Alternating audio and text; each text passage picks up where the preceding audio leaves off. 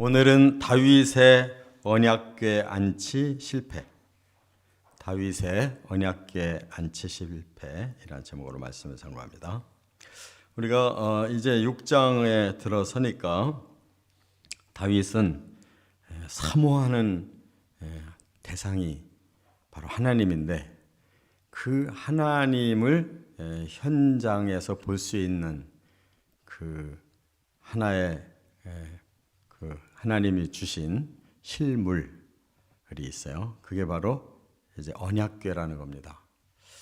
왜 언약의 궤라고 말을 했는가 하면 바로 그 안에 십계명판을 넣어놓고 또 하나님과 이스라엘이 이제 하나님이 되고 하나님의 백성이 되는, 그래서 하나님의 나라를 세우는 그런 귀한 특별한 민족으로 약속을 했기 때문에 이제 그 언약을 중요하게 여겨서 언약궤라고 이렇게 부릅니다.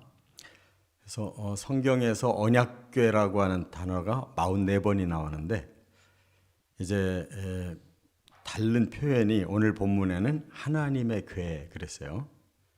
근데 또 다른 본문에는 여호와의 궤. 그러나 언약궤가 제일 많아요. 그리고 신약 끝까지 나오는 것은 언약궤로 나와요. 그래서 이제 언약이라는 것은 구약에서 시작해서 신약의 계시록에서 완성이 되는 거기 때문에 계시록에도 언약궤라고 단어가 나옵니다. 그래서 우리가 성경 전체에 통일된 이 단어가 언약궤예요.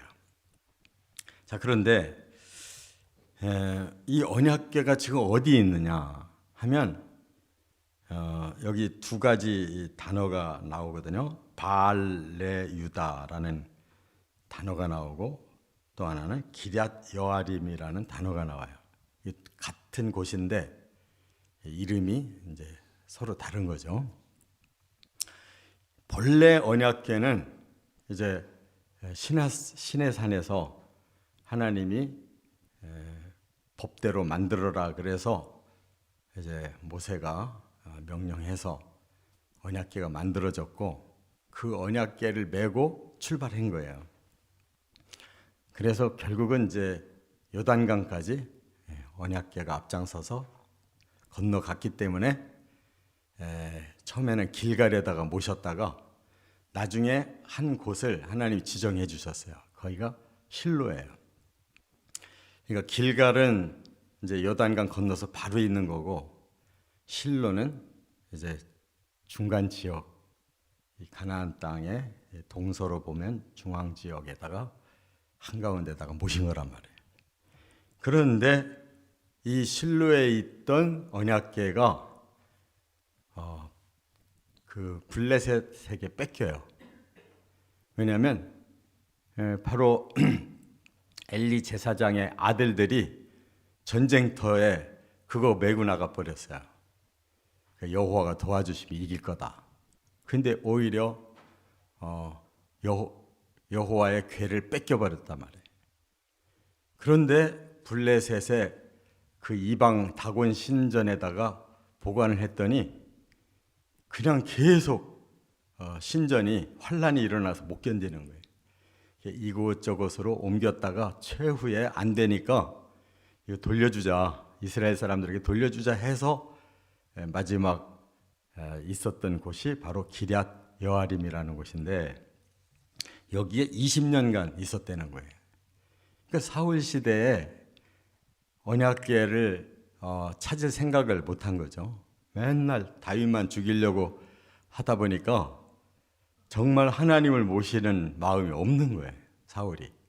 근데 다윗은 지금 통합 이스라엘 왕이 되자마자 예루살렘 성을 정복해서 새 수도로 삼더니 그 예루살렘에 꼭 모시고 싶은 것이 바로 여호와의 언약궤란 말이에요. 그러니까 다윗은 하나하나를 지금 차근차근 이렇게 하나님 나라를 만들고 있는 겁니다. 예루살렘을 하나님의 수도로, 또 언약궤를 거기에 한 중앙에 이제 하나님의 집으로 모시고 싶은 거예요. 그런데 오늘 본문에 실패했다는 거예요. 그래서 참 이상하다. 왜 이렇게 실패를 했을까 하는 의문이 있는데 이제 우리가 이유를 하나하나 따져보면 나와요. 그래서 1차 실패를 해가지고 3개월 동안 그냥 중간에 오벳 에돔이라는 사람 집에다가 놓고서 시도를 못해요. 3개월 동안. 다윗이 두려워서. 왜냐하면 그냥 사고가 나서 우사라는 제사장이 죽거든요. 그러나 결국 하나님을 모시는데 그 자체를 하나님이 싫어하시는 게 아니고 하나님을 모시는 언약궤는 수레에다가 모시는 게 아니에요. 하나님이 율법을 처음부터 가르쳐 주셨어요. 제사장들이 어깨에 메고 모시도록 돼 있단 말이에요. 이런 것을 이제 하나하나 깨달으면서 하나님의 법대로 결국은 예루살렘에 모시게 됐다는 거예요. 그 수도의 중앙으로 모셨어요. 자, 그러면 오늘 이 안치에 실패한 이유 세 가지를 여기서 발견해야 돼요. 첫째는 1절부터 5절까지 보면 사모하는 마음은 있는데 율법을 너무 몰랐다는 거. 이게 이제 문제예요. 언약궤를 모시고 싶은 마음은 바로 다윗의 마음에 하나님을 향한 사모하는 마음이에요. 그런데 왕이 되고 보니까 정말 중요한 하나님을 지금 잃어버리고 있는 거예요. 예루살렘 성까지 확보했는데 이 알맹이가 없는 거죠. 바로 하나님의 집에 하나님을 모셔야 될 거 아니에요. 그래서 이제 사모하는 마음으로 그걸 찾아보니까 기럇 여아림에 있다는 것을 알고 20년 동안 사실상 방치된 거죠. 그 여호와의 궤를 이제 모시기로 했어요. 이렇게 사모하는 마음까지는 좋았는데 율법에 대해서 조금 부족했던 것 같아요. 여기 본문에도 나와요. 여기 처음에는 6장 2절에 중간에 하나님의 궤를 메어 오려 하니 그랬어요. 메어서 온다는 말은 율법대로 제사장들이 어깨에 메고 모시려고 했단 말이에요. 그랬는데 3절로 넘어가니까 그들이 하나님의 궤를 새 수레에 싣고 그랬어요. 그럼 그들이 누굴까요? 이 기럇 여아림에 20년 동안 모셨던 그 사람들이 지금 주체가 되고 있는 거예요. 다윗이 주체가 못 되는 거예요, 지금. 그러니까 20년 모신 그 사람들이 주인 노릇한 거죠. 그 사람들이 주도해서 이제 예루살렘으로 모시고 가겠다 해놓고 그 사람들은 방법이 뭐였느냐? 새 수레에다가 언약궤를 모셔서 이렇게 서로 끌고 가겠다는 거예요. 그러면 그 사람들의 발생이 어디서 나온 걸까? 이게 성경적인 게 아닌데 바로 이방인들이 그런 식으로 한 거예요. 블레셋 사람들이 언약궤를 그렇게 다룬 거라고요. 자기들 신전에다 뒀다가 계속 환란이 일어나니까 그 베세메스로 향하는 그 소에다가 실어가지고 그 새끼를 여기다 두고 이게 하나님 뜻이냐 가짜냐 알아보자 그랬는데 새끼를 두고 그대로 베스메스로 끌고 갔거든요.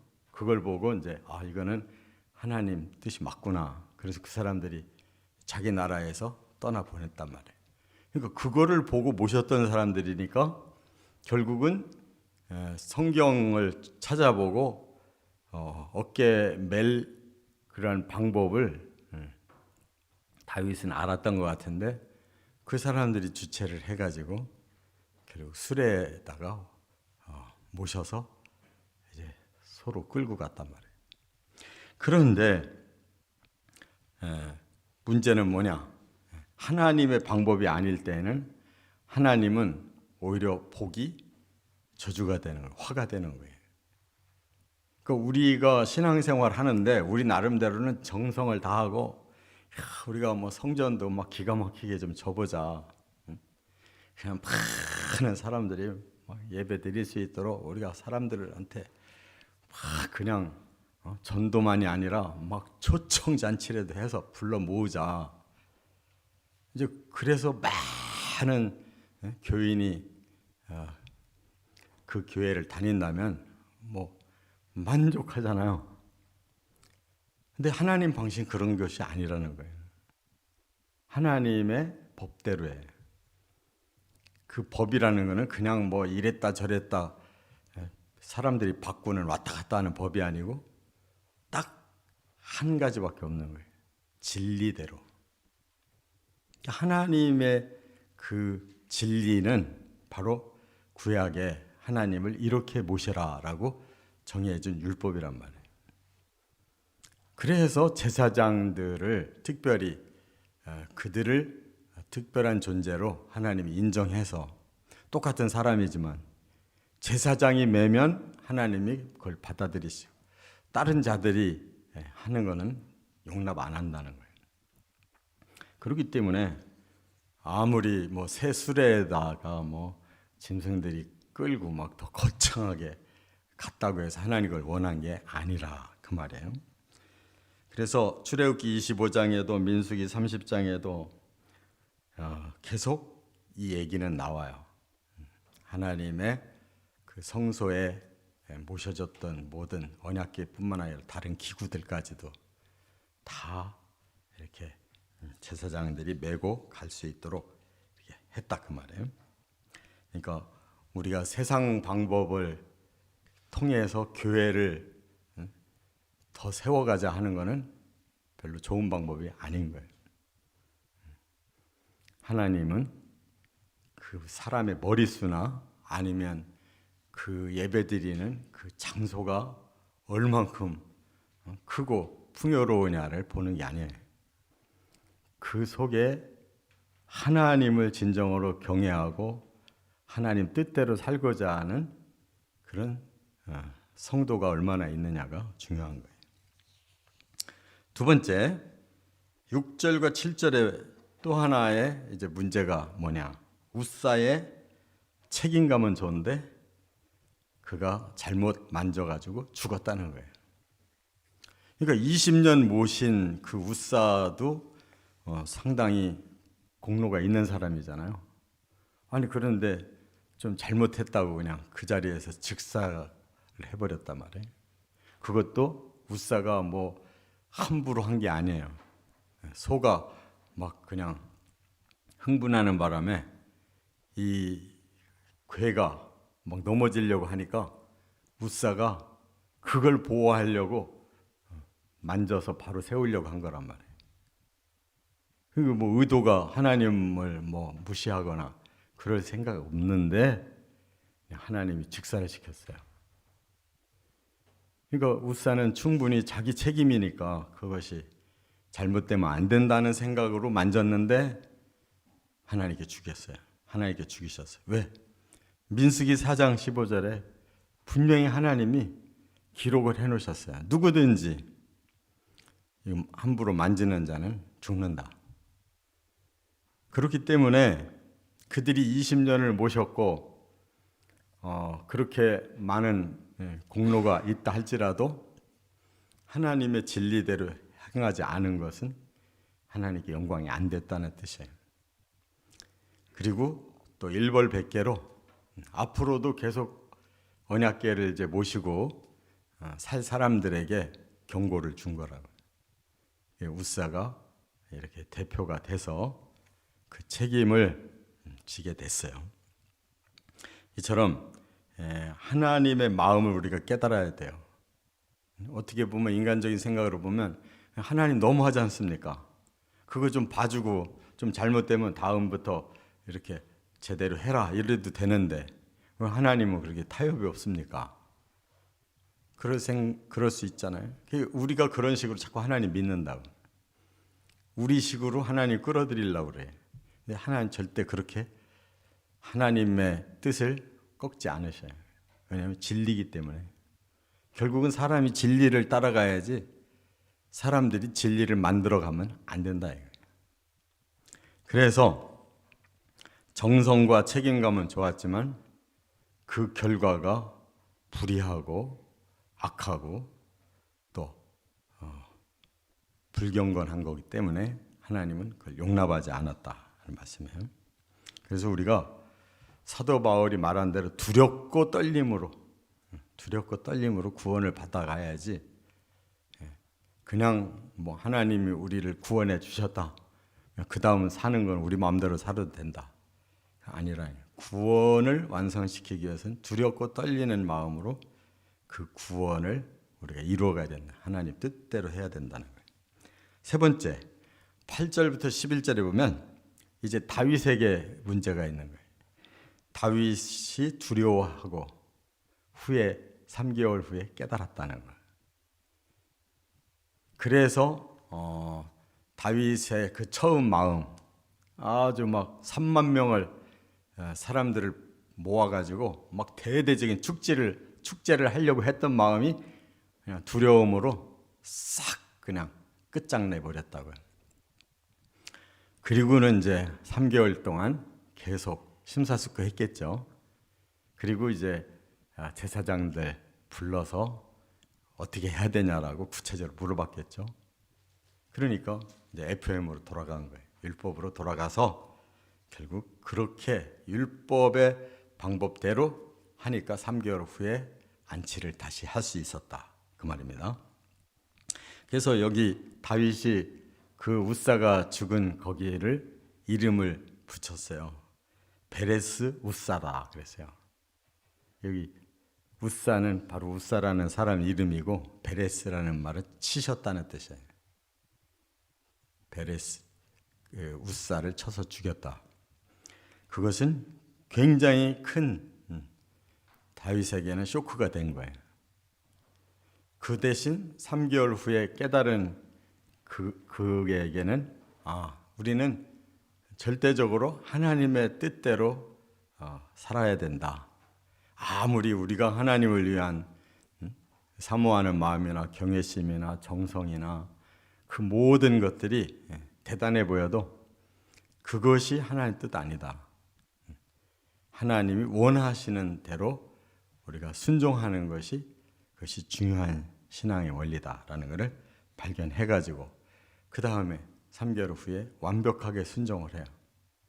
그래서 예루살렘으로 안치를 하게 되니까 다윗이 너무 기뻐서 막 춤을 추다가 바지가 흘러내릴 정도였다는 거예요. 그런데 그걸 또 옆에서 흠잡은 사람 누구예요? 미갈 부인, 첫째 부인이 왕이 경망스럽게 행동을 하는 게 뭐냐?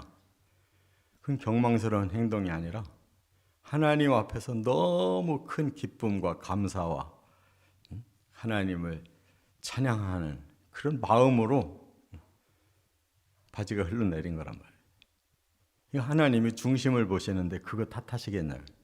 근데 여자는 자기 남편이 좀 왕으로서 뭔가 채통이 있고 좀 거룩하게 멋있게 했으면 했는데 그게 아니라고 비난하다가 그 여자는 평생 아기 못 낳고 끝났잖아요. 이와 같이 하나님의 그 뜻이 이렇게 분명하다는 거예요. 하나님의 그 궤를 모시는 하나님의 뜻의 말씀을 반드시 따라야 되고 또 아무리 20년을 잘 보관하고 또 잘 섬겼던 그런 그들의 공로가 있다 할지라도 공로로 대체할 수 있는 일이 아니고 또 다윗이 아무리 하나님의 그 성소를 이렇게 다 준비해 놓고 모시려고 했다 할지라도 그 마음에 두려움이 있다면 못하는 거예요. 깨달음이 있어야 그 다음에 제대로 할 수 있다는 거예요. 우리도 이렇게 다윗도 사람이니까 부족하잖아요. 제 아무리 뭐 위대한 일을 하고 싶어도 그 현장이 너무 두렵잖아요. 그러나 3개월 후에 깨달았다는 거, 그게 신앙인의 자세라는 거예요. 이러한 깊은 의미가 있습니다. 우리가 하나님 앞에 산다는 것은 이렇게 중요한 하나님의 원리가 있다는 걸 알고 정말 두렵고 떨림으로 구원을 이루어가는 저와 여러분 되시기를 주의 이름으로 축원합니다.